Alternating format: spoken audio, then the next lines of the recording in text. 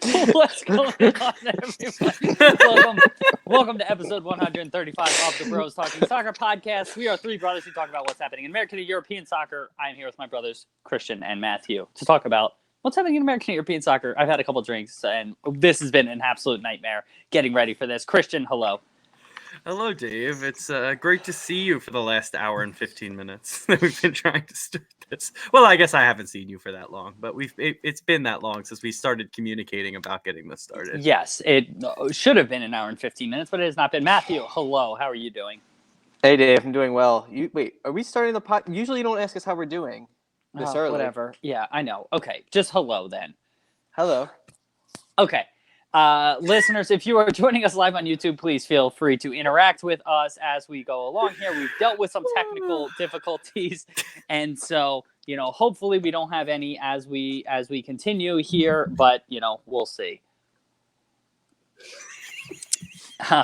Also, this is going to be well, you know what? I'll say that once we go live. Christian, you have your stuff ready to go. Matthew, I love that you've populated our Google Doc. Thank you for doing that. And so we ready to get going? He has not, Christian. That was a sarcastic comment. Are we ready? Yes. Okay. Well, we're not on the podcast yet. It's a video, so I can nod. Welcome to episode 135 of the Bros Talking Soccer podcast. My name is Dave Knittel, and I'm here with my two brothers to talk about what's happening in American and European soccer. I'm the oldest Knittel brother. I think I said my name was Dave Knittel already. If not, I am Dave Knittel. Christian, hello, Middle Knittel. How are you doing? Well, it's nice to meet you, Dave Knittel. I think that's what you said your name was for 3 times there, but I'm not 100% sure. Well, now you know. Hi, I'm doing very well. How are you doing? I am good. So I am down the shore right now, Jersey Shore, on the East Coast, your guys' time zone. And so this podcast is going to be a little different, listeners. Before I get into that, though, I want to talk to Matthew. Matthew, I know you're not on the East Coast. I'm just remembering that now. Hello, yeah. How are you doing? I'm doing good, Dave. Doing good. This should be a fun podcast. I'm excited about that. Yeah, so listeners, we've been dealing with some technical difficulties the last probably 25 minutes or so. Also, I've had a couple of drinks, and this is going to be just one long episode. Again, like I said, I'm at the Jersey Shore. I'm not going to edit it too much, so this is just going to be one long episode. You're not going to hear music. You will still hear our plugs and everything like that, but let's get into things. Christian, do you have our trivia question? I do. Do you know? No. Before we get going, we're part of the Big Heads Media Network. Go to bigheadsmedia.com for tons of podcasting content. Christian, now back over to you for our trivia question. I would appreciate when I'm talking, you don't yell no really loud. I would no. appreciate that. Thank you. So the trivia question this week is, do you know who has the latest goal ever scored and what minute it was in Premier League?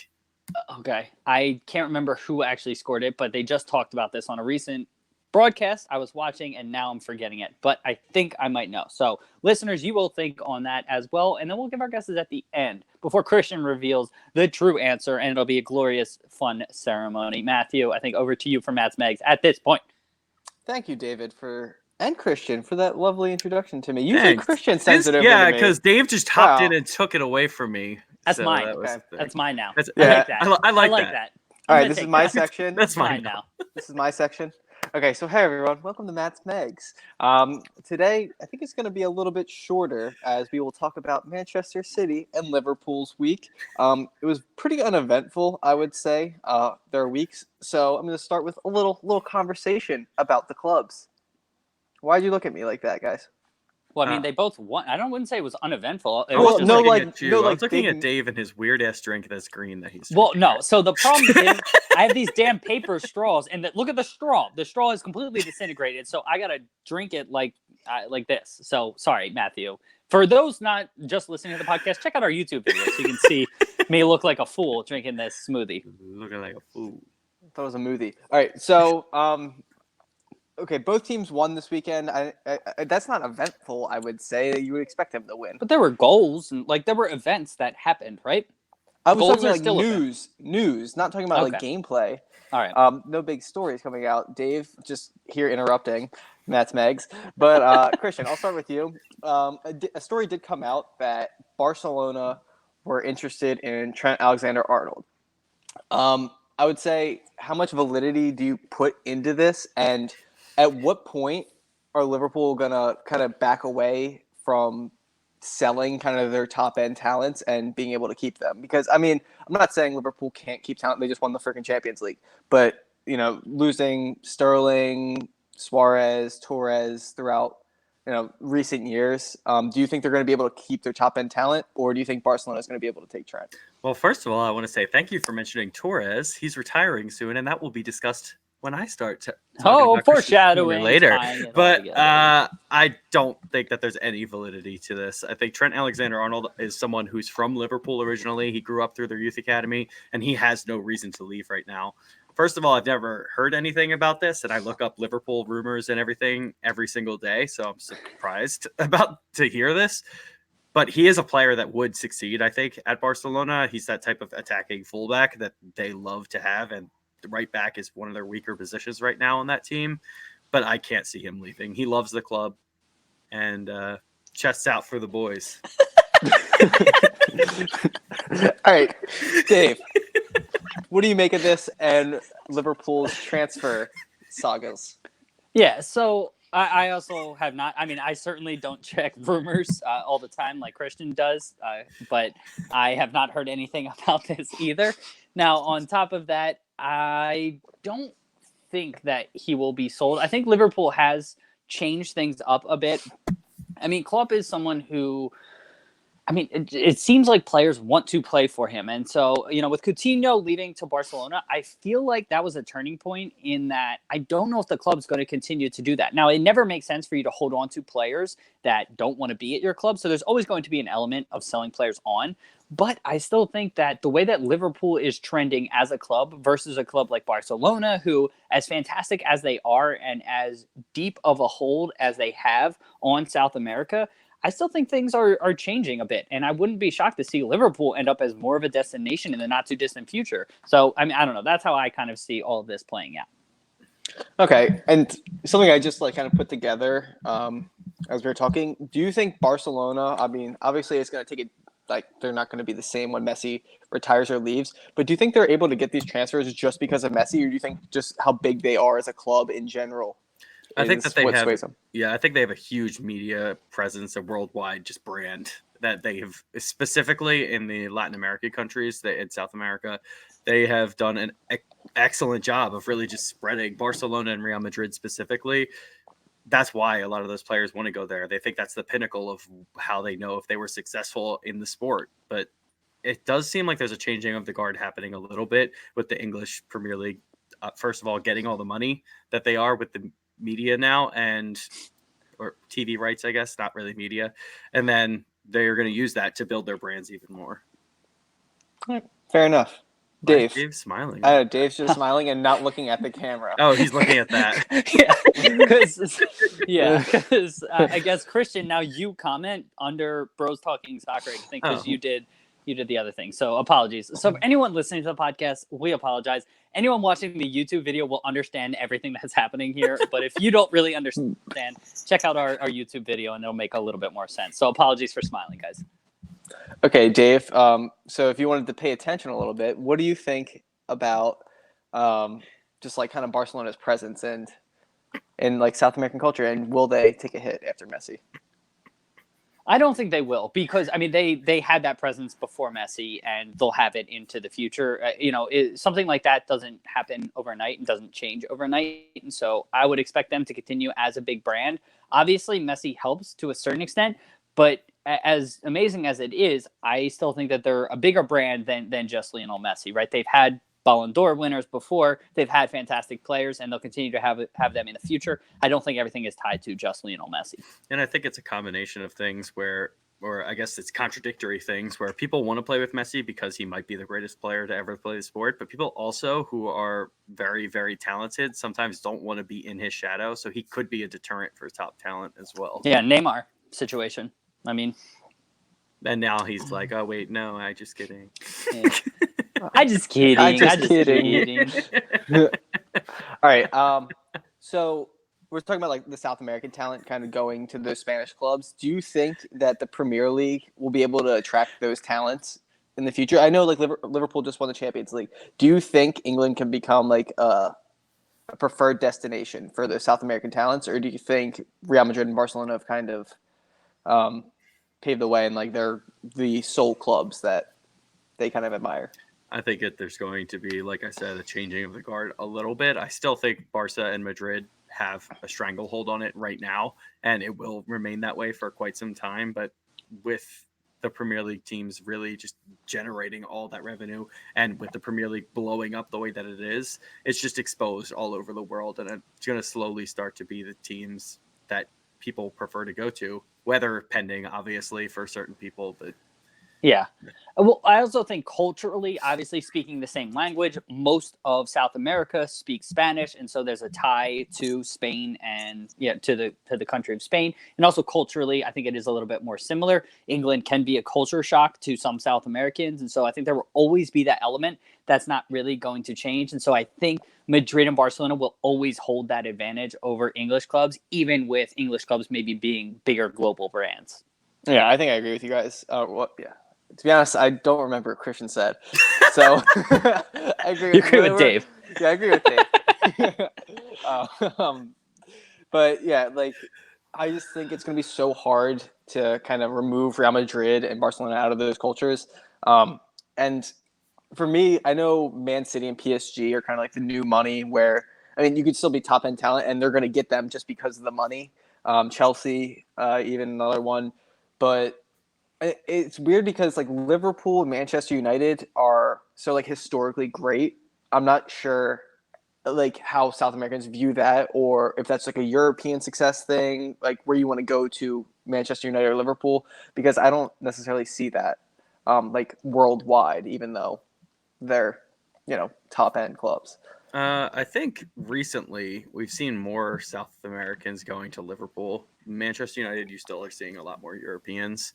But I just maybe because Coutinho was successful there, that just helped a little bit. I mean, we have Alisson, Fabinho, and Firmino there now. Suarez as well. Suarez, yeah. Okay, yeah, my bad. Forgot about him for a second. But yeah, there's been a lot of top players who have come in there recently, and they're enjoying success, and they actually seem to love living there and the culture that the club brings. So that might be helping as well. Yeah, fair enough. All right, Thanks. Dave, any additional thoughts on that? No, Christian's just fantastic. Okay, sweet. So now let's just talk about quick Man City topic. Real quick. So Pep today has kind of said, or not today, this week, he was in an interview and said, do you think you're the best manager of all time or something like that? Something along those lines of being an all-time great manager. And he said no because of he doesn't change the culture where Sir Alex Ferguson changed the culture of Manchester United. I'm trying to think. There was another one where they changed the entire. Cruyff changed how Barcelona and Netherlands kind of play with how he thought, and he was saying that he didn't change a culture, and I would say I kind of disagree with that because every kind of league he's gone to, he's changed that culture of the ball dominant, the moving fast, the moving all around. Dave, I'll start with you. Do you think that he doesn't think of himself as an all-time like best manager? Well, I think that he is one of the all-time greatest. I do understand to a certain extent what he's talking about, whereas Barcelona was operating a certain way, and then Cruyff came in and he said, no, we have to play this way, and we have to invest in the youth academy and stuff like that. And so it is slightly different from that perspective.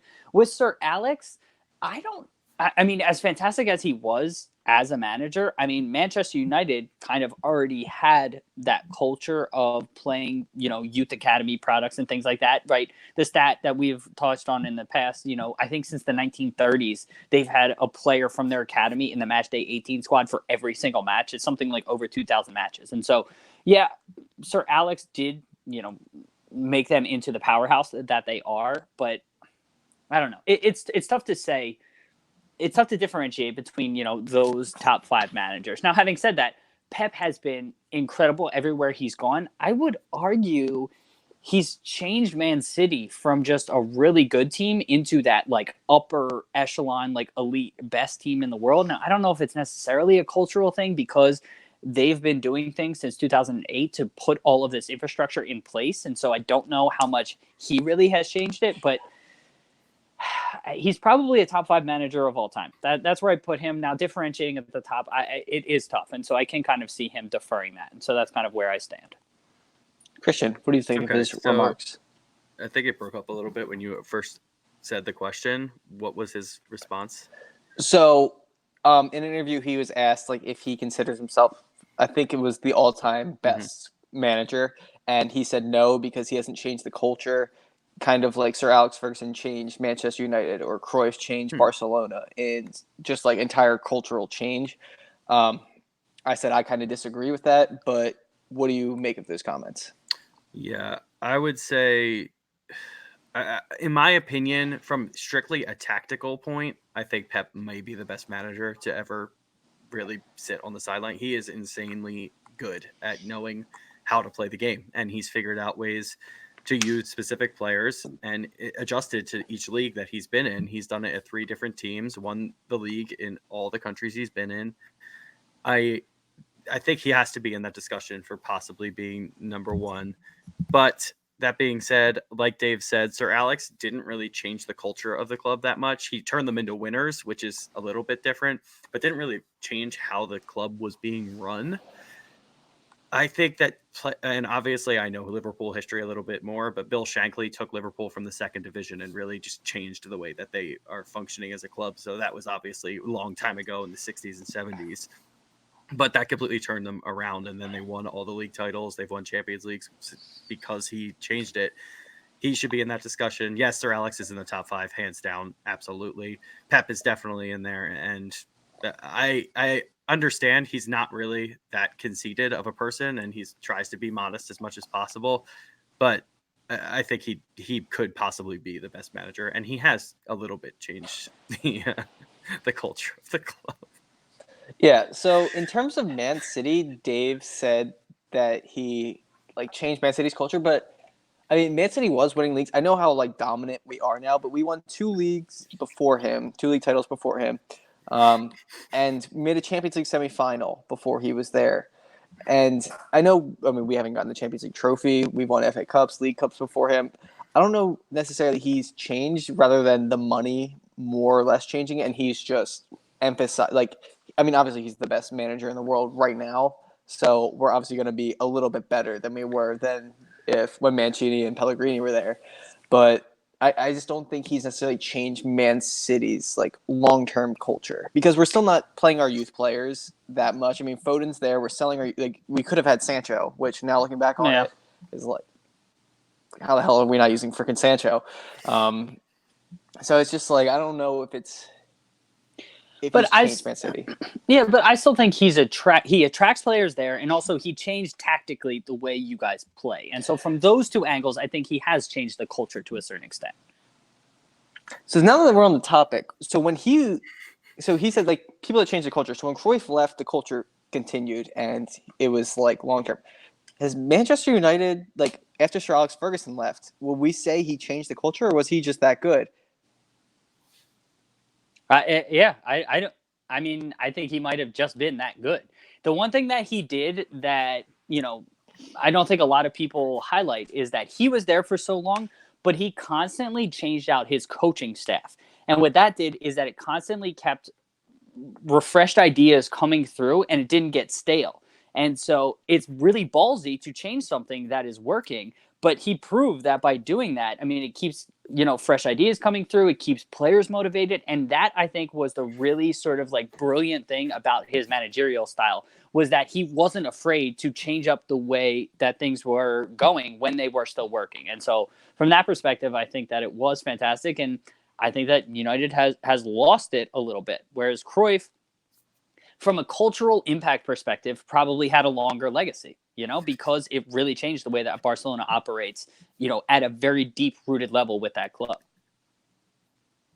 Fair enough. Christian, what do you think of it? Is there a specific question that I was changed? Okay. Did he just smack this? Well, no. So I was mimicking that I hit that one out of the park, and so you couldn't say anything else. But I forgot that I'm attached to my phone cord, and so it moved my phone. But, so do you think? Sir Alex Ferguson changed Manchester United's culture, or was he just that good of a manager? I think he's just that good of a manager. I don't really know if he changed the culture from a point of how they operate as a club. He just made them into winners. And similar to the way that Pep is kind of changing the culture, I think you can compare them because they are just natural born winners. Fair enough. I think I kind of agree with that. Yeah, actually, I really agree with that. Oh, wow. More than just kind of. Yeah, and there was another manager that Pep mentioned, but I had no idea who the hell it was. Renus Michaels? Is that who it No, was? I think it was something with an S or. Arena Saki? Or not Arena. There's more. Saki. There's more names than just Arena. You're just saying Yeah, Arena. Bruce Arena? No, Saki. I can't remember Saki's first name, but he was the Milan manager, and he really kind of revolutionized things. Then maybe it was him. Sure. Yeah, it was probably him. Yeah. So maybe I'm just gonna give him a quick shout of person whose name I do not know. That Pep did mention you. If I could finish that sentence. This was the perfect time for an Austin Powers reference of Saki Atumi.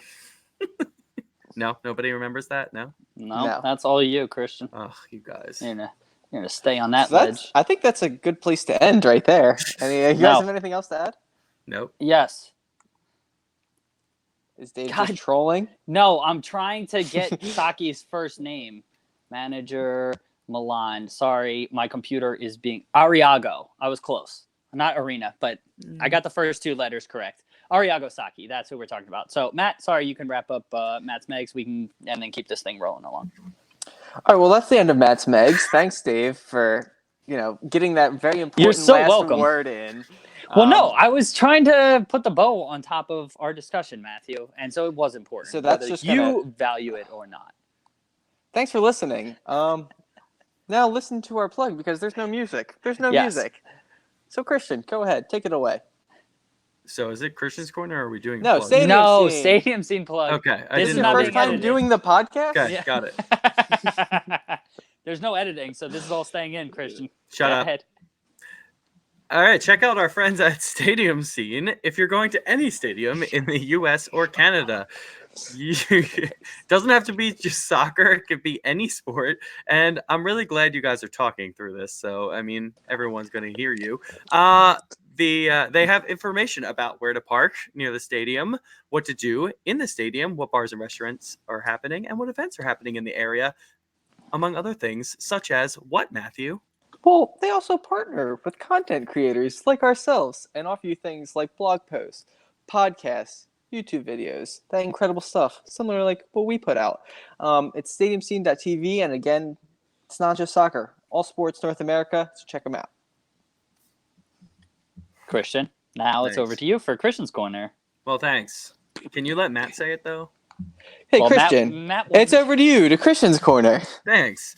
All right, so Christian's Corner begins now. So we're going to start here with what we talked about a little earlier, which was Fernando Torres when Matt mentioned it in Matt's Megs. What do you think his legacy is as a player, just as a striker, and in terms of what the hell is your problem? Stop chugging champagne. He's joking. It's so bubbly. Okay, Dave, I'll go to you first because you're a Liverpool fan and you saw him probably more than Matt did. Do you think Fernando Torres leaves a lasting memory on a lot of people? What do you think of his career in general? Yeah, I think he absolutely leaves a lasting legacy. I mean, at Liverpool, I would argue he was the most lethal striker in the world for a short period of time. And so I was always slightly frustrated with him because I think he was a little bit wasteful with some of his opportunities. But at the end of the day, I mean, he scored so many goals for the club, and I think he'll be remembered fondly. I think that he won't go down as an all-time great because he more or less was at his peak with Liverpool for a few years. And then moving on to Chelsea, he definitely took a slide, and then going back to Madrid, he just wasn't the same player. But I think he will be remembered fondly, and he will have a pretty good legacy, but it won't be among the greats. That's kind of how I think about him. Okay, Matt, what do you think about Fernando Torres' legacy? Yeah, so I think to be like the all-time great strikers in that conversation, you have to have won a Ballon d'Or, and I know he came in third, or did he come in second one year? Third. Or no, third. That was the highest he ever did. I wouldn't put him like Ibra with his longevity, even though he didn't win. I think he'll still be in that conversation at the end of his career. But when we're talking about all-time great strikers, I think they at least won and were consistent for maybe 7 years, I would say. Yeah, whereas so Ibra, what I was kind of touching on with Torres had some really good years with Atletico his first time around, and then with Liverpool. What's been so impressive about Ibra is he's been on so many teams and has won so many leagues, and he's just done it over so many years. That's why, I mean, I would put him ahead, even though he hasn't won a Ballon d'Or either, you know? So, yeah, Matt, I think you're spot on there. Yeah. Yeah. No, go ahead. So I only said like one sentence before Dave just decided to chime in right there. You weren't talking anymore, so I figured, all right, my apologies. You went... I apologize. Okay. Well, I accept your apology. It's too late and I to appreciate apologize. Yeah, so I don't know how many goals he's scored for Spain either. Does anyone know, like, is he in the all-time conversation there? Yes. He's close. He's not number one, though. Yeah, so I think just, like, him winning, he won a World Cup and 2 Euros, correct? Is that what Spain did, those 3 straight tournaments? Yep. So he's going to be in the conversation as, probably a legend, but not, in the conversation as one of the best. I think it's deserved, deserved. That's it. That's definitely the word. So yeah, I think he's deserved kind of, at least an icon card in FIFA. Oh, wow. That's where we're leaving this off. Okay, fair enough. Torres was absolutely just a joy to watch when he was at Liverpool for me. He was the first striker that I really loved when I was watching them, and him and Gerrard had an incredible relationship on the field and off of it. So it was just really, really fun when he was at the club. But yeah, I don't know if he tarnished his career by moving to Chelsea or if just his injuries really caught up with him at the end of the day, because his game was built on speed. He had a couple of knee injuries and never really was the same player after that. His prime years were with Atletico Madrid and the first time he was there, and with Liverpool. And I'm pretty sure with Atletico, he had like over, I can't remember if it's 300 or 400 goals total, which is insane to me that he had that many, because he left them at 23 or 24 years old. So he must have scored a lot. I think he started playing for them at 16 and was captaining them by 19 years old. So he really, how many goals did he score? I'm pretty sure it was 400, but I might need to pull that. That does not seem correct, and my mouse is not working. So Aguero I had a 230 for Man City, and Aguero he's been there for like 12 years. Right, no, I'm saying between his first time there and his second time there. It's 12 goals, yeah. 400. No, 12 years Aguero's been at City. I wish my freaking mouse was working. I had a picture of it, and now it's not appearing. Aguero scored his 400th goal today in all competitions. I knew that. So I'm just going to say I don't think that's Torres has. So, if he does, then put him in the conversation as the all-time best. Yeah, so just to circle back, he has 38 goals for Spain. That is third all-time. Okay. Cool. Okay. Very good. Helpful. Thank you. Yes, very helpful. Yeah. Was it 300 goals? He has less than 100 goals for Atletico, at least based on this. Maybe this is just league play. He might have 400 appearances. I think maybe you're thinking of appearances. It may have been appearances that the stats. I think it might be appearances that you're talking about, because he most certainly does not have 400 goals. Yeah, when I read it, I was like, I can't understand how that's possible, because now I'm kind of remembering it said he had 244, I think, the first time he was with Atletico, which I guess was that's appearances. Yeah. Okay. Cool. I mean, he still deserves to be in the conversation for one of the greats of this generation, but I don't think he's an all-time elite striker, obviously. And like you said, Ibrahimovic was a better player overall. He's done it over a longer period of time. But in this generation, you probably have players like David Villa. Christian, move your phone away from the mic. It's nowhere near it. That was definitely me. I messed with my headset. Oh, okay. All right. Okay. And now we're okay. Righty then. He's okay. Yeah, Aguero, Torres, David Villa, Ibra, those are like the elite strikers you think of. Drogba probably is in that discussion too for this generation of players. But Suarez obviously is that type of player as well. Those players will be remembered, but I don't think any of them are really in the discussion for best strikers of all time. And Torres is just another one of those players that he had so much promise and could have been in that discussion if he didn't go through the injuries and lose a lot of his pace. But he still was absolutely lethal and a joy to watch. Anything else you want to add on his career, David? Since you named, but Matthew can. Yeah. So since you named all those players, I just want to say Aguero and that generational great striker as well. Yeah. Also, since I think you left Aguero off that time, but since we're talking about this, where would you put Benzema in like this generation strikers? Like considering, I mean, he didn't really get to play for France. Dave, I'm gonna throw up from watching you move all over the place, but but like Benzema, like how good he's been at Real Madrid and staying that starting striker for so long. Do you think he's in that conversation or no? What conversation? Best striker of this generation? No, is he in that top generational striker? Like with I would say Suarez. No, I don't think he's at the level of Suarez. He's really like Cavani. Benzema. Yeah, I think that's actually a pretty good or Higuain. He's better. Yeah, I think he's better than Higuain. I would put Cavani and Benzema ahead of Higuain, but I think they're kind of around that area. I would put them around top 10 strikers of this generation. I wouldn't put them any higher. I would think they're kind of around the 10 mark. I mean, maybe as high as 8, but I wouldn't put them any higher than that. Oh, really up there with 8.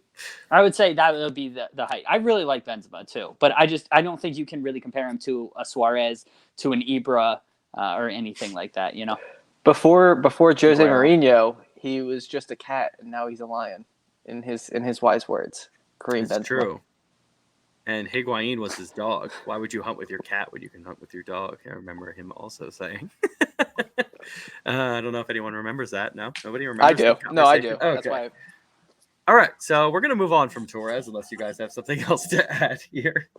No, I kind of like how astray we did just get a comment saying Lewandowski, who I completely left off that list, and he's definitely an elite striker that is probably in the top 3 right now. All right, so we're gonna move on to, I think, Arsenal, and we're going to talk a little bit about Aubameyang and Lacazette and how they're being used. Do you think Aubameyang, and I'll start with Matt this time, is being used correctly? My God, you're really chugging that champagne over there. Well, I was about to until I was interrupted by a question. So, do you think Aubameyang is being misused by Arsenal? Sometimes when Lacazette starts, he's being put on the wing.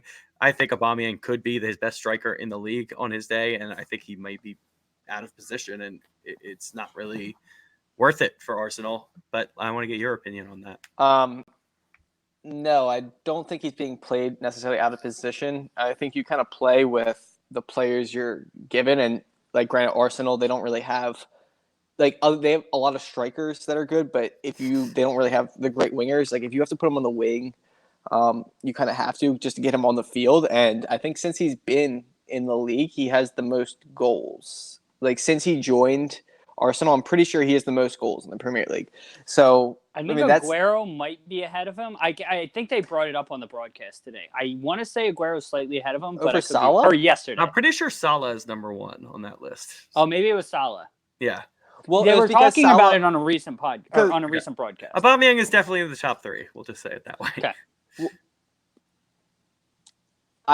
Okay. So yeah, well, he's definitely top 3. But I'll say just like that stat alone, I think it shows like he's not really being played out of position. I think Arsenal need just more depth and wing talent.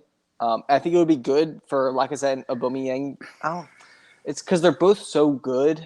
It's hard to say rotate them, kind of like Jesus and Aguero, because they don't really have like the wings to support it. So having to put them. Do you think that was a mistake because when Lacazette came on yesterday, they looked so much better? Do you think it's a mistake not to start him with Aubameyang? Well, I think the mistake yesterday was formation based. I mean, Emery came out with the 4-4-2 diamond, and like just Liverpool's strong suit is their outside backs. Oh yeah, they had so much space. I do think it was interesting that he started Pepe over over Lacazette when they more or less went with a 4-4-2 formation. I think Lacazette was better suited to that. I think Pepe is a little bit better as more of a straight up winger, whereas yesterday I don't think I think it would have made more sense to start Lacazette yesterday rather than Pepe. Yeah. All right, fair enough.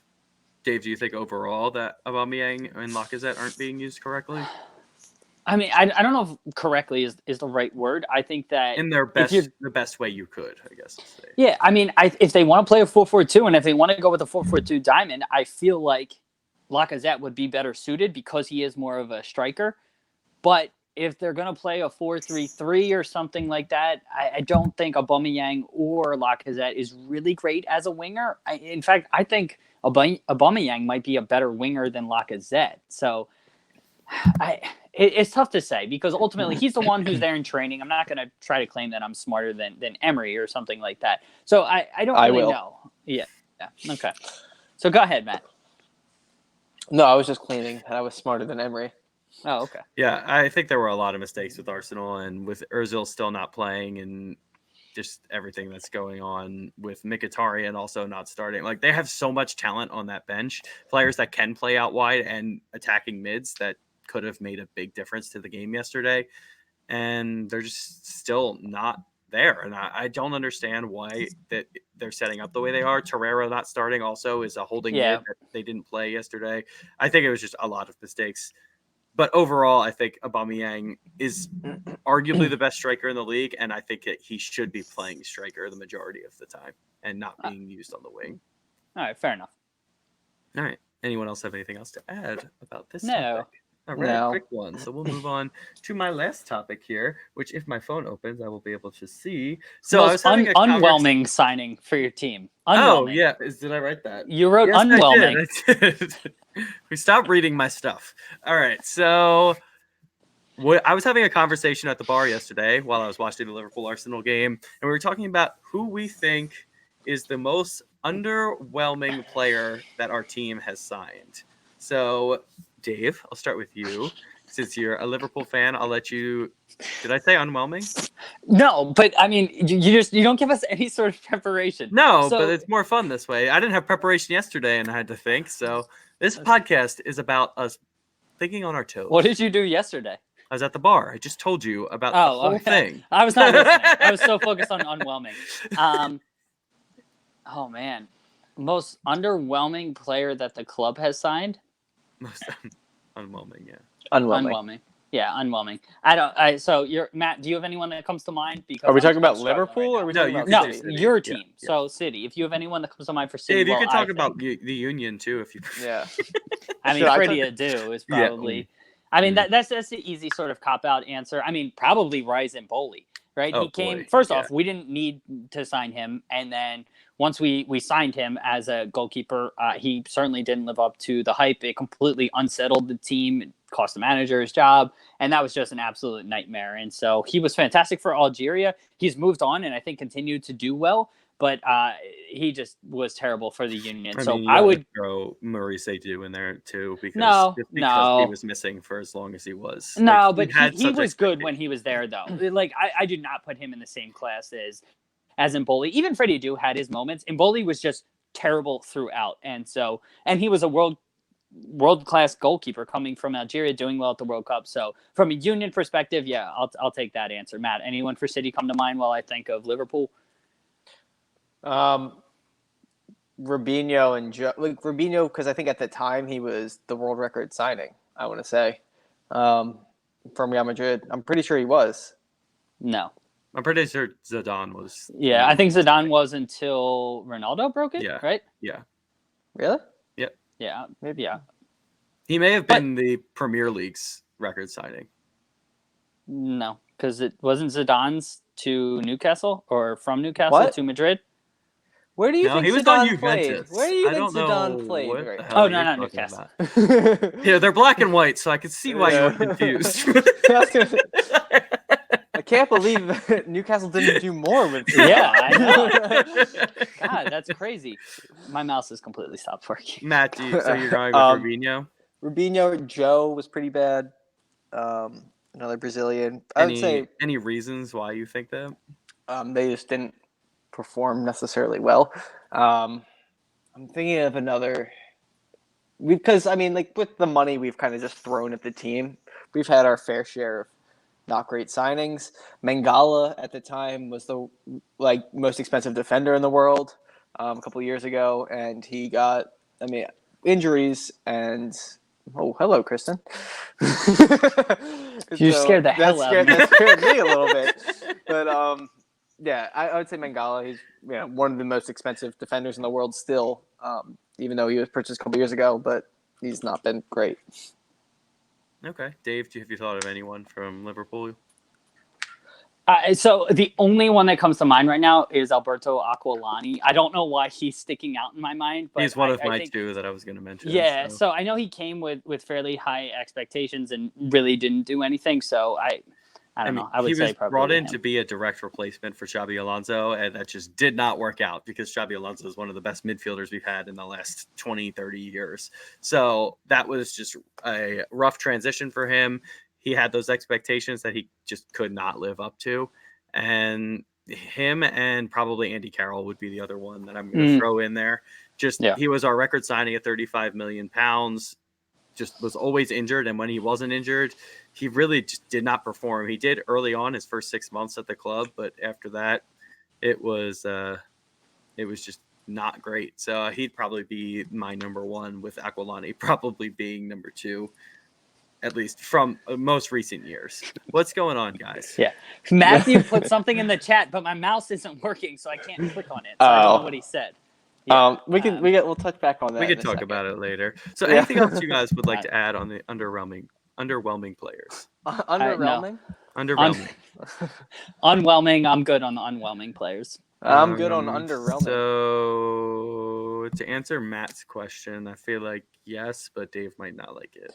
So do your no. Let's wrap up. Christian's I don't know corner. what the question Let's wrap up is. Christian's corner. Okay, let's wrap up Christian's corner, and that's the wrap.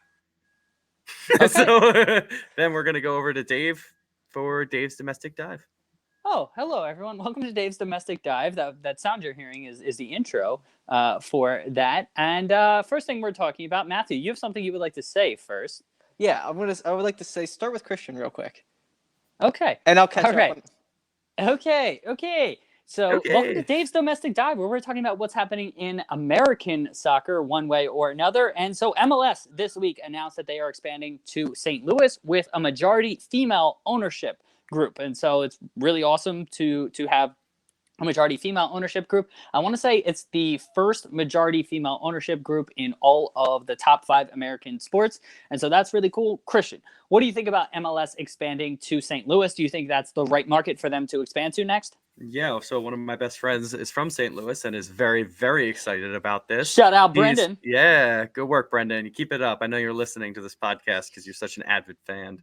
So I think this is it's an important step for St. Louis because they do produce incredible soccer players. Like we've seen it over and over again. They do represent at the national team level almost more than anyone else. We see a lot of people coming out of St. Louis, and they need a team there. I think that they could really do well with using a youth academy.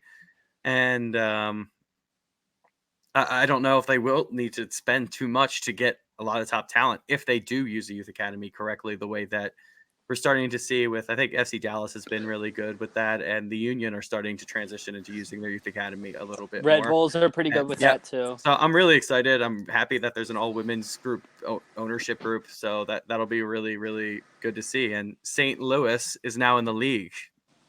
So that's good. Christian or Matthew, what do you think about MLS choosing to expand to St. Louis? Do you think that's the right move for them? Yeah, and I think it's good that St. Louis kind of has another major sports team, losing the Rams. So right now they have the Blues, they have the Cardinals, and that's it right now. Yeah. Basketball? What? No basketball. He said no basketball. No basketball. I was like, they don't have a basketball. But no. Not today. Yeah. So I think it's good that a market this big that is looking for another sports team got soccer, and it's just more people that can focus, caring about your city and then being able to focus it on a sports team. Whereas, Philadelphia, I know the Union are good now and are getting good attendance, but when we have all the major sports, it's kind of tough for everyone to care about the Union. And I think being in St. Louis and getting those, being, I guess, the third biggest team in the city is still going to get good attendance.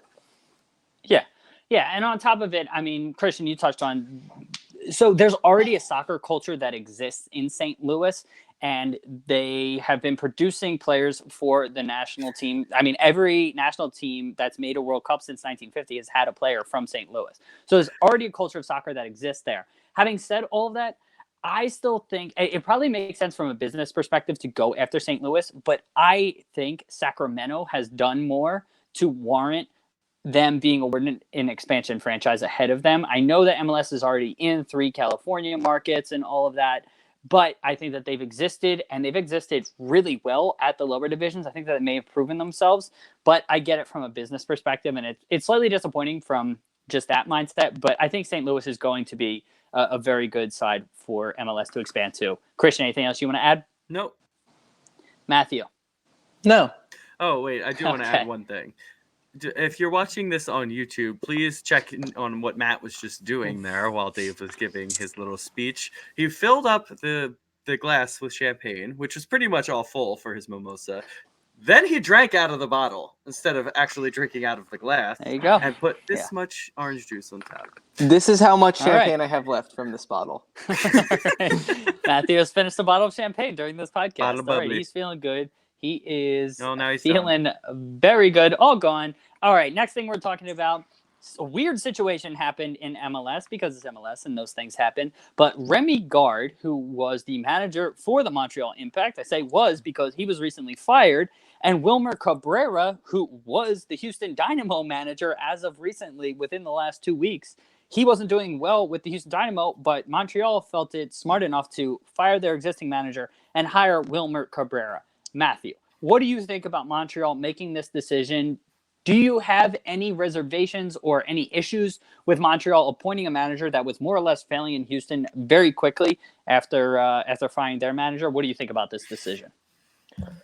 Well, just in professional sports in general, just professional sports in general, it's when you know a league, it's easier to move around, and just go from team to team.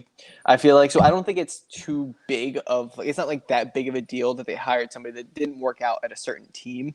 The fact that he was just recently within, the time frame, I think that's a little bit odd. But just hiring a coach that didn't necessarily succeed at one team, I don't think that's a big deal at all. I just think that's kind of normal.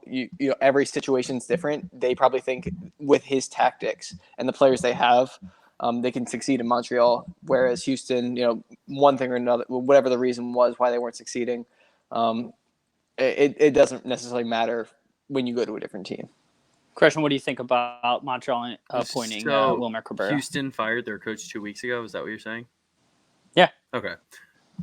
Sorry, I didn't really understand the way you phrased the question. I didn't either, but I just kind of he did not say that. It sounded like he meant that Montreal came in and hired the Houston coach who was still active and got him. No, away. I said he was fired less than 2 weeks ago by Houston. No, you said he was coaching within the last. Okay. Yes. My apologies, guys. Yeah, so he was fired by Houston for underperforming. I absolutely have no problem with that. He's got MLS experience. He's in a different conference now, and he will know how the culture of MLS works. Yes, it's a different team. It's in a different country, so it's definitely going to be different, and it's going to be a new experience. But I have no problem with them hiring someone who, yes, 2 weeks ago was let go, but he did a decent job at Houston. And yeah, they've fallen off the rails late on in the season a little bit, but they're not terrible. And I think he has the experience now to be successful at Montreal. Didn't they win an Open Cup? They won an Open Cup, but they were more or less terrible in the league. And this past year, this season, he is not doing well. The argument that people are making, I think MLS Extra Time, the podcast, shouted this out, is that he has done relatively well in knockout competitions. And Montreal, because they are sliding so much right now, they're more or less in a knockout competition the rest of this season to just make the playoffs. And so that is the only reason why I can understand this working out. I don't know if this is a smart long-term hire. He's someone who doesn't I don't believe has any affiliations with the club. And for them to appoint him after more or less flaming out in Houston is a really curious decision from them. And so the only argument I see is what the Extra Time guys argued, is that he has done well in knockout competitions, motivating players or getting them to perform in sort of these one-off situations. And I can see it working out from that perspective. But more or less, this is a very, very curious hire and not something I think I've ever really seen before. I mean, can you guys recall, I don't know, anything? I guess maybe in the Premier League, a manager will leave and then all of a sudden be appointed like 2 weeks later or something like that. But can you guys think of anything like that, Matt? Where a player leaves from... A player or a manager? A manager leaves from one team and he was underperforming, he was fired, and then within 2 weeks is appointed somewhere else. I can understand players or managers doing well and then being coached. Because it seems like Marco Silva did that. No, well, okay. Well, how many questions do you want me to answer, Dave?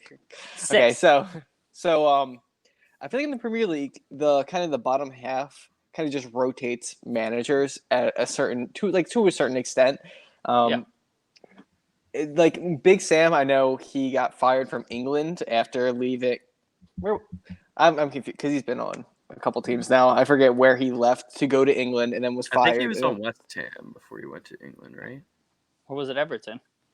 It was somewhere. Maybe. And then he went to England, got that whole scandal, and then immediately came back to another team, which I'm also blanking on. But I would say that is probably the closest analogy I can think of. And especially like the scandal, like it seems like the bottom teams when they're struggling, there's like 10 managers they can just rotate from that have been in the Premier League, have gotten out of relegation situations, have won that sort of, that fight, and then another club will need them in a couple years or a couple months. Yeah, but it's still, I guess so. Christian, anyone you can think of or anything else to add? No one really at the top of my mind right now, but I really don't have any problem with someone being let go and hired immediately because, like I said, it's the same league. You're bringing somebody in who has the experience and knows the culture of the league, and being fired, now they have ideas that, okay, this didn't work out. Now I could change a little bit to this and maybe it will work out this time. So this works for me. Matthew, something else to add? No. Okay, you were holding your hand up. Yeah, I'm holding my hand up because I'm out of alcohol and my Trulies are in the fridge. Okay. All right, let's keep this moving along. Listener questions here. Thank you to Sal and Houston Dynamo. I don't think you're the actual Houston Dynamo joining on YouTube, but if you are, hello, welcome. I wanted to make a comment about that because I'm also in Houston right now, and if you would love to drink champagne on Sundays with me, I am always open. There you go. So live podcast viewing right there. There you go. Person. All right, so listener questions here. The only one we wanted to touch on here came from... Oh, no, I'm forgetting your name. I'll look it up as we go along here. But it was a YouTube comment. My apologies here. But he touched on, surprised that we didn't mention the growing Nazi problem in MLS and how the league is using their stance on political speech to protect against fascism in the stands. So, guys, I know you're probably not following this nearly as much as I am. But this all stems back to the Portland Timbers had some anti-Nazi flags in their stands. The that's Iron good. Front. I feel like that's a good thing, right? Yeah, that sounds good. Keep going. So, yeah. So they had those in the stands. MLS ultimately came out and banned them from having the flags. They forced them to take them down and kick them out. MLS's stance on all of this is that they don't want any sort of political speech one way or another getting into the stadiums. And their perspective is that if you allow kind of left side, anti-Nazi stuff, then you're going to have the counterpoint of the Nazis then feeling like they want to support and come into the stadium. Then you're going to have this political battleground in the stadium.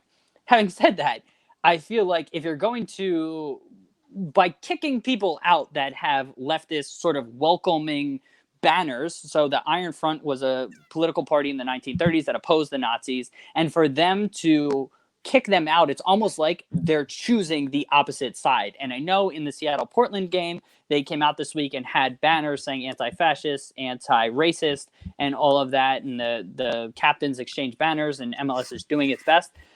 But it's a really sort of delicate situation. And at the end of the day, I think that I just would have expected MLS to fall more on the left side of things. They do things like Pride Month, which is very welcoming to the LGBTQ community. They do things like military appreciation nights, and so they're already sort of involved in kind of these political issues. And I know LGBTQ isn't exactly political, but it's become politicized. And so for MLS, Matthew. How did you mention LGBTQ not political, and then you just ignore? How is military appreciation political? Military is very closely tied to government policy. I mean, whereas yeah, LGBTQ, I mean, their rights are tied to laws and things like that, but it's more or less a social issue rather than military is a government. Okay. Yeah, is a government branch. Okay. Either way, I think that MLS, I can at a very, very high level understand why they're saying, they don't want any sort of political speech. But at the end of the day, if you're going to, they almost need to take a stance, and I would have rather them taken the stance of allowing kind of the leftist sort of more welcoming banners where you're opposing, Nazis and racists and things like that. So that's kind of where I stand. Guys, anything else you want to add on this? Yeah. Christian.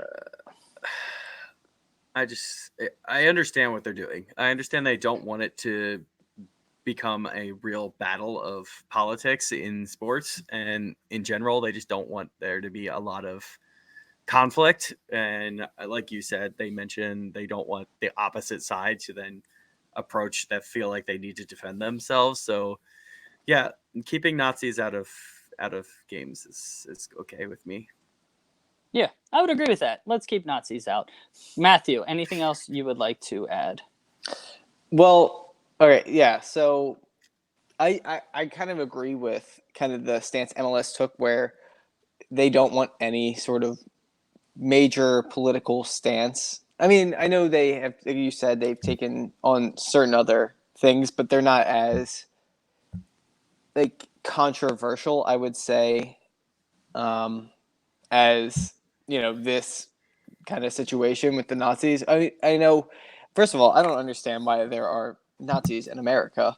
That is beyond me. But there is, like, it would just cause too much of a scene if you're allowing that sort of propaganda at your stadiums. Because then, the opposition would want to, they went black, but the opposition would want to like counteract that and just show up. And that's just not a good look for MLS. Just having that at your stadiums and becoming kind of like a political thing. So they're just trying to get rid of it. I know like the NFL dealing with Kaepernick's issue has been absolutely ridiculous. And like, no matter how much it made sense, the stance he was taking, it just took all attention off the NFL, and kind of, it wasn't a good look for the league. And it took a little bit of a hit, and they just kind of want none of that really in the sport. And I somewhat agree with it.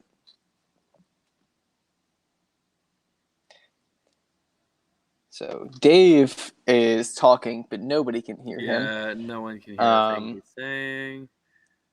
Hello. Yeah, we can see hear. I I see you. Hello. Yeah, we can't hear you. Is it me you're looking for?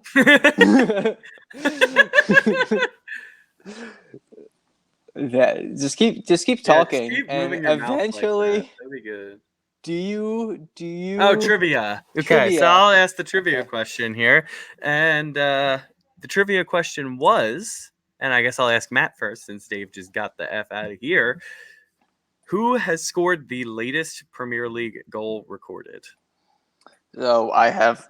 And what minute was it scored in? Absolutely no idea. I'm gonna say the goal time was in the hundreds, just because of just injuries, and it's got to be like a ridiculous number. So I'm gonna say like 102. And I'm just gonna, holy crap! Like I could guess anybody in the freaking Premier League. So I'm gonna say like 102nd minute, and I'm going to say Drogba, because I have literally no clue in the world. Okay, Dave. So I think we can't hear you. It started with I think. There's Try an your F, other there's computer another that's on F right word. now. I can't. He's speaking Italian now with his hands. Wrap it up. Wrap it up. Do you want to, with your hands, tell us what minute you think it's in? 1, 1, 0, 2. Oh, that's what I guessed. Wow, that's what Matt guessed. That's so weird. Do you have a Keep guess going. of who it was? Drogba. That's literally the same exact guess that Matt had. I don't think It's right. wrong. It's wrong. Oh, damn But it. it's the I was at the 102nd lose- minute, and it was a penalty in the game against Arsenal with Liverpool's Dirk Kuyt scoring. Yep. Dave Facts. disagrees. I I know disagree as Dave well. It disagrees. was clearly Drogba in the 102nd minute. Okay. Fair enough. All right. So that'll wrap up Dave's domestic dive and the trivia here. And so should we tell him about Slack and stuff? Okay. So check us out on Slack if you want to talk with me and Dave. Sometimes Matt. Matt's not really involved, but whatever. And a bunch of other people in our little podcast community. If you want to talk about soccer, we got all these different channels, such as the top 5 European leagues, MLS, Liga MX, international soccer, transfer rumors, all that good stuff. Got a general category where you could just talk about anything you want, and people will respond. Trust me. So, yeah, get us involved in your lives. Get involved in ours. And if you want to be involved, you can tweet at us at BT Soccer Pod. Or you can email us at bros.talking.soccer, and we will get you all up in there. Matt, would you like to tell them about our website? It's just so great to watch Dave laugh. Before I say the website, I used to have the Twitter plug, and I lost it, and I'm very disappointed. That's because I just made it part of Slack. Okay. But our website is www.brostalkingsoccer.com. There you can read about just like our biography of all the great things we've done in our lives. You can see past episodes, links to our YouTube channel. There's also an Amazon store link. The store link, and then also onto that, an Amazon store link where it's no additional cost to you. You just go through that link, and we just get a teeny tiny, miny percentage of that. Just maybe one extra step really helps support the show. We also have our merchandise in our store section, and you can get some cool gear from us. And there's also a buy us a shot feature where it is $3. $3. It just really helps support us if you have a little bit of extra money going around and you kind of love what we're doing. Just help support us, and we'll love you for that. We will. It's definitely true. And if you're going to download this on iTunes, please give us a review. Everything helps, and we hope you enjoy it as much as we love doing it and providing it for you. So yeah, 5 stars would be great, and any written review is also an additional bonus. So anything you would like to say, please let us know. All right, I think that'll wrap it up here, and we enjoyed seeing all of you. All of your beautiful faces, obviously, as we can see you all as we record this podcast. And Matt looks like he's frozen, but he's not. I don't know why he was like that. Dave says goodbye to everybody because he's waving and he's smiling like a freak of nature. Matt, would you like to say goodbye to the people? Goodbye to the people, he says and waves. So thanks, everybody, for listening in, and we hope to see you soon. Have a good one, everybody.